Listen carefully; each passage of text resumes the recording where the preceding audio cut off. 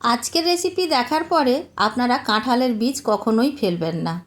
যত রকম রেসিপি আছে তার থেকে সেরা রেসিপি কাঁঠালের এই রেসিপিটি। নমস্কার বন্ধুরা, আমি আলপনা সিম্পলের টেস্টিতে আপনাদের সবাইকে স্বাগত। আজকের রেসিপি শুরু করা যাক। তার জন্য এখানে 20টা কাঁঠালের দানা বা বিচি নিয়েছি। কাঁঠালের বীজগুলো এইভাবে শুকিয়ে নিতে হবে। একটু শুকিয়ে নিলে বীজগুলো ছাড়াতে কিন্তু খুব সুবিধা হবে। তো দেখুন, এখন আমি বীজগুলো ছাড়িয়ে আপনাদের দেখাচ্ছি কিভাবে বীজগুলো ছাড়াতে হয়। শুকিয়ে নিলে এইভাবে হাত দিয়ে কিন্তু খুব সহজে ছেড়ে আসবে। কয়েকটা ছাড়িয়ে আমি আপনাদের দেখাচ্ছি। কাঁঠাল বীজ দিয়ে নানান রকম রেসিপি বানিয়ে আমরা খেয়ে থাকি, তার মধ্যে এটি সেরা রেসিপি আমার মনে হয়। আপনারা কিভাবে বানিয়ে খান বা কোনটা সেরা লাগে আমাকে কমেন্ট করে অবশ্য করে জানাবেন, খুব ভালো লাগবে। আর কোথা থেকে আপনারা কমেন্ট করছেন বা আমার ভিডিও দেখছেন সেটাও কিন্তু কমেন্টে লিখতে ভুলবেন না। দেখুন, আমি সবগুলো ছাড়িয়ে নিয়েছি। এখন প্রেসার কুকারে আমরা দিয়ে দেব। আগের থেকে আমরা যেহেতু ধুয়ে শুকিয়ে নিয়েছি, আর আমি ধুলাম না। এখন আমরা প্রেসার কুকারের মধ্যে দিয়ে একটু জল দিয়ে সেদ্ধ হতে দেব। যেহেতু অল্প কটা দানা আছে, বেশি জল দেওয়ার প্রয়োজন হবে না। এখানে আমি 4টে সিটি দিয়েছি। সিটি দেওয়ার পরে আমি নামিয়ে নিয়ে রেখে দিলাম। ঠান্ডা হলে তারপরে আমরা খুলে আপনাদের দেখাবো যে কতটা ভালো সেদ্ধ হয়েছে। সেদ্ধ যদি ভালো করে না হয় এই রেসিপিটি কিন্তু ভালো হবে না। তো দেখুন, খুব সুন্দরভাবে কিন্তু সেদ্ধ হয়ে গেছে। এখন জল থেকে আমি তুলে নিয়েছি। অল্প অল্প হাত দেওয়া যাবে, তেমন গরম থাকতে থাকতে এইগুলো কিন্তু ছাড়িয়ে নিতে হবে। অল্প অল্প গরম থাকতে থাকতে ছাড়ালে খুব সুন্দরভাবে খোসাগুলো ছেড়ে আসবে। তবে এই যে খোসাগুলো ভিতরে থাকে, এইটা কিন্তু আপনাদের না ছাড়ালেও চলবে। এটা একটা আস্তরণ মতো থাকে, কিন্তু এটা খেলে কোনো প্রবলেম নেই। বিশেষ করে আজকের যে রেসিপি বানাবো সেটার সঙ্গে খেলে তো কোনো প্রবলেম হবে না, আর কোনো অসুবিধাও হবে না। যতটা সম্ভব এইভাবে ছাড়িয়ে নিতে হবে। এইভাবে আমি খুব তাড়াতাড়ি ছাড়িয়ে নেব। খুব কম সময়ে কিন্তু এগুলো ছাড়ানো হয়ে যায়। তো দেখুন বন্ধুরা, এখন কিন্তু আমার সম্পূর্ণ ছাড়ানো হয়ে গেছে। অল্প অল্প লেগে আছে, এতে কোনো সমস্যা নেই। সবগুলো ছাড়িয়ে নেবার পরে একটি মিক্সার জার নিয়ে নেব, আর মিক্সার জারের মধ্যে দিয়ে দেব। মিক্সার জারের মধ্যে দিয়ে শুধু কিন্তু ব্লেন্ড করে নিলেই হবে, এর মধ্যে কোনো কিছু দেওয়ার প্রয়োজন নেই। এখন ভালো করে ব্লেন্ড করে নিয়েছি। দেখুন, এইরকমই দেখতে হবে। তবে একটু একটু গোটা গোটা থেকে গেলে কোনো অসুবিধা নেই। দেখে নেবেন বড় বড় চাংস না থেকে যায়। এইখানে সবগুলো নিয়ে নিয়েছি একটি প্লেটের মধ্যে। হাত দিয়ে মেখে মেখে একটু দেখে নিতে হবে এখানে কোনো বড় চাংস থেকে গেছে কিনা। বড় চাংস থাকলে হাত দিয়ে এইভাবে ম্যাশ করে দেওয়া যাবে। এখানে বড় চাংস ছিল না।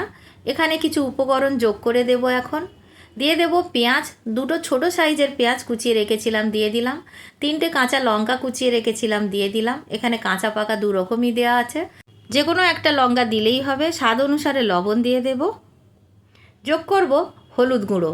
এখানে 1/4 চামচ হলুদ গুঁড়ো দিয়ে দিয়েছি। 1/2 চা চামচ মতো এখানে গুঁড়ো লঙ্কা দেব। লঙ্কাটা আপনারা আপনাদের পছন্দ মতো দেবেন। ভাজা জিরার গুঁড়ো 1/2 চা চামচ দিয়ে দিয়েছি। সব কিছু মশলাগুলো দিয়ে দেওয়ার পরে বাইন্ডিংয়ের জন্য দিয়ে দেব কর্নফ্লাওয়ার। কর্নফ্লাওয়ার এখানে 2 চা চামচ দিয়েছি। বেসন দিয়ে দেব 2 চা চামচ। আমি কিন্তু খুব ছোট চামচে মেপে দিচ্ছি। দেখুন, এইরকমই একটা ছোট চা চামচ দিয়েই মেপে দিয়েছি। বেশি বেসন বা কর্নফ্লাওয়ার দিলে কিন্তু অসুবিধা হতে পারে, তবে প্রয়োজন হলে আরও দিয়ে দিতে পারেন। এখানে কোনো রকম জল ব্যবহার করার দরকার হবে না। ভালো করে মিশিয়ে নেব। কর্নফ্লাওয়ার না থাকলে আপনারা কিন্তু চালের গুঁড়ি এখানে ব্যবহার করতে পারেন, তবে কর্নফ্লাওয়ার দিলে বেশি ভালো হবে। খুব ভালো করে মিশিয়ে নিতে হবে। সব কিছু খুব ভালো করে মেশাতে হবে, সব দিকটা যাতে পেঁয়াজ বা মশলাগুলো যায়। মেশাতে মেশাতে একবার দেখে নেবেন এইভাবে মুঠ করে যে সুন্দরভাবে বাইন্ডিং হয়েছে কিনা। এখানে কিন্তু খুব সুন্দরভাবে বাইন্ডিং হয়েছে। এখানে আর কোনো কিছু দেওয়ার প্রয়োজন নেই। খুব ভালো করে মিশিয়ে নেব। যদি প্রয়োজন হয় পরে কিন্তু 1 চামচ বেসন বা কর্নফ্লাওয়ার দিতে পারেন। তো এখানে আমার কিন্তু আর প্রয়োজন নেই। খুব ভালো করে মেখে নেব। মাখতে মাখতে একটা ডোয়ের আকারে তৈরি হয়ে যাবে। তো দেখুন, মাখতে মাখতে কত সুন্দর দেখতে হয়ে গেছে। একদম ডোটা রেডি হয়ে গেছে। ঠিক এইরকমই একটা ডো রেডি হবে। এখন আমরা অল্প অল্প করে মিশ্রণ নিয়ে একটি টিকিয়া আকারে গড়ে নেব বা কাবাবের মতো গড়ে নেব।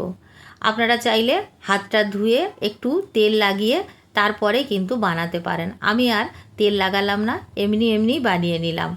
এইভাবে বানালে হাতে একটু চিটচিট করে, আর কিছু না। তো দেখুন বন্ধুরা, কত সুন্দর গোল মতো একটা টিকিয়া বানিয়ে নিয়েছি। এইভাবে সব টিকিয়াগুলো একইভাবে বানিয়ে নেব। আরও একটি টিকিয়া বানিয়ে আপনাদের দেখাচ্ছি। টিকিয়া বলেন বা বড়া বলেন বা এইটাকে আপনারা কাবাবও বলতে পারেন, যাদের বাড়িতে যেমনভাবে বলা হয় সেই নাম দিয়ে আপনারা বলতে পারেন। সবগুলো টিকিয়া বা কাবাবগুলো আমি গড়ে নিয়েছি। এখানে 8 পিস কাবাব রেডি হয়ে গেছে। দেখুন কত সুন্দর দেখতে হয়েছে, আর ফিনিশিংগুলো কত সুন্দর হয়েছে। এরকমইভাবে সবগুলো আমি বানিয়ে নিয়েছি। অপরদিকে গ্যাস জ্বালিয়ে একটি ফ্রাই প্যান বসিয়ে দিয়েছি। ভাজতে কিন্তু বেশি তেল লাগবে না, অল্প করে তেল দিয়ে দেব। 2 চামচ তেল হলে বেশি হয়ে যাবে ভাজতে ভাজতে। তো দেখুন বন্ধুরা, অল্প একটু তেল দিয়ে প্যানের গায়ে খুব ভালো করে স্প্রেড করে দিতে হবে, আর তেলটাকে খুব ভালো করে গরম করে নিতে হবে। তারপরে গ্যাসের ফ্লেমটা মিডিয়াম করে দেব। মিডিয়াম করে দিয়ে তারপরে কিন্তু আমরা টিকিয়াগুলো ছাড়বো। টিকিয়াগুলো মিডিয়াম আঁচে ভাজতে হবে, বেশি হাই ফ্লেমে ভাজা যাবে না, বেশি লো ফ্লেমেও কিন্তু ভাজা যাবে না।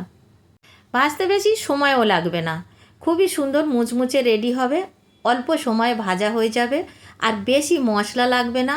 অনেক রকম মশলা দেবেন, তখন দেখবেন কোনো জিনিস টেস্ট পাবেন না। এখানে কিন্তু অল্প মশলা দিয়ে বানালে টিকিয়া বা কাবাবের টেস্টটা দারুণ আসবে। একটা পিঠ হয়ে যাবার পরে এখন আমরা অন্য পিঠটা ভাজার জন্য দিয়ে দেব। তো উল্টে পাল্টে দিতে হবে, বারবার উল্টাতে হবে। একবার উল্টে দিলে অন্য পিঠটা হয়ে যাবে তেমনটা নয়। একটা পিঠ অল্প অল্প হলে তখন এইভাবে উল্টে দিতে হবে। তারপরে দুটো পিঠ কিন্তু আমরা এইভাবে উল্টে পাল্টে ভেজে নেব। বন্ধুরা, আজকের ভিডিও যদি একটুও ভালো লাগে একটা লাইক করে দেবেন। আমার চ্যানেলে নতুন বন্ধু হলে প্লিজ একটা সাবস্ক্রাইব করে দেবেন। পাশে থাকা বেল আইকনটি অবশ্য প্রেস করে দেবেন, যাতে করে যে কোনো ভিডিও আমি আপলোড করব আপনাদের কাছে সবার আগে পৌঁছে যায়। দেখুন উল্টে পাল্টে ভালো করে টিকিয়াগুলো ভেজে নিচ্ছি। ভিডিওটি স্কিপ না করে পুরো ভিডিওটা দেখার অনুরোধ রইল।